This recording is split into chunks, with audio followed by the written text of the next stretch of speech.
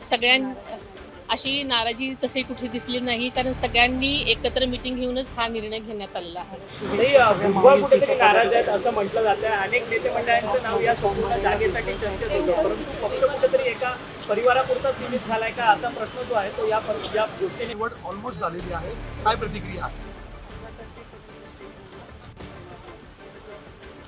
18 तारीख ही शेवटची तारीख असल्यामुळे 18 तारखेपर्यंत मला अजून वाट बघावी लागेल. काही आज तुम्ही अर्ज दाखल केलाय, 3 वाजेपर्यंतची वेळ आहे. अन्य कुठल्याही उमेदवारांना या ठिकाणी अर्ज दाखल केला नाहीये. बिनविरोधी निवडणूक होईल आणि तुमचा विजय निश्चित. विक्ट्री साईन दाखवलंय.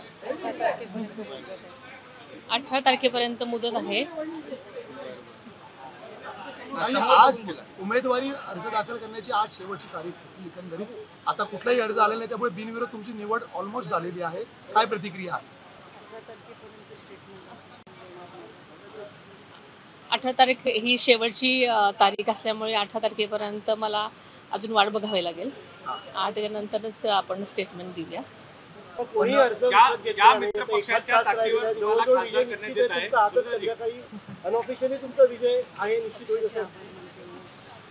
राष्ट्रवादी पक्षाने मला पक्षाची अधिकृत राज्यसभेची उमेदवारी दिल्याबद्दल मी सुरुवातीला पक्षाचे राष्ट्रीय अध्यक्ष अजितदादा पवार, पक्षाध्यक्ष, कार्याध्यक्ष तसेच सर्व माझ्या पक्षाचे नेते, कार्यकर्ते, पदाधिकारी, महायुतीचे सर्वच माझे सहकारी, कार्यकर्ते, पदाधिकारी सगळ्यांचेच मी मनापासून आभार मानते.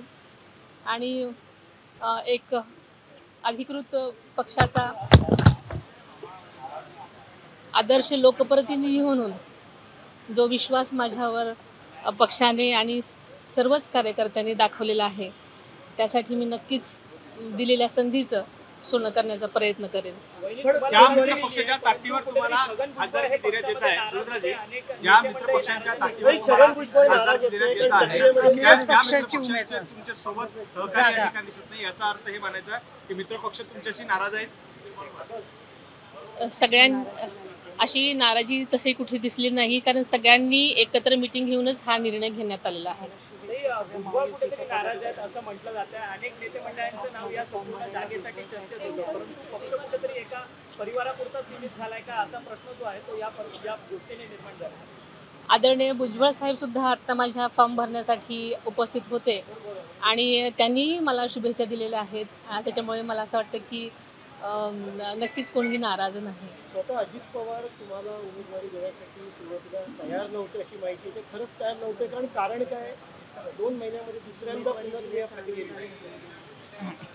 खरं तर मला पक्षाने आणि आपल्याला माहिती आहे की जनतेतूनच ही मागणी सतत होत होती.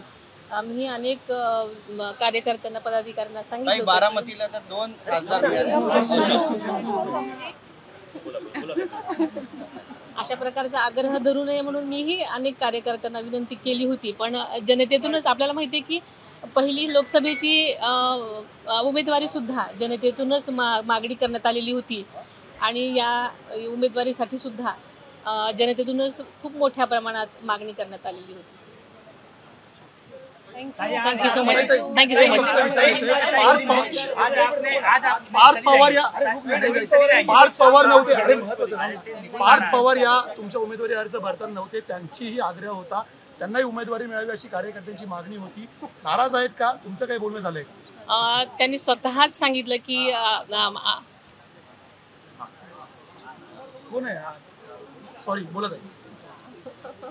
पार्थ पवारांनी स्वतःच सांगितलेलं होतं की सगळ्यांच्या कार्यकर्त्यांच्या मागणीनुसार तुम्हीच राज्यसभेसाठी अधिकृत उमेदवार असलं पाहिजे आणि त्यांनी पुढाकार घेऊनच त्यांनी त्यांचा पण कार्यकर्त्याबरोबर हा आग्रह होता की मी उमेदवारी घ्यावी आणि त्याच्यामुळे ही सगळ्याच पक्षाच्या सगळ्याच्याच संमतीनं ही उमेदवारी जाहीर करण्यात आलेली आहे.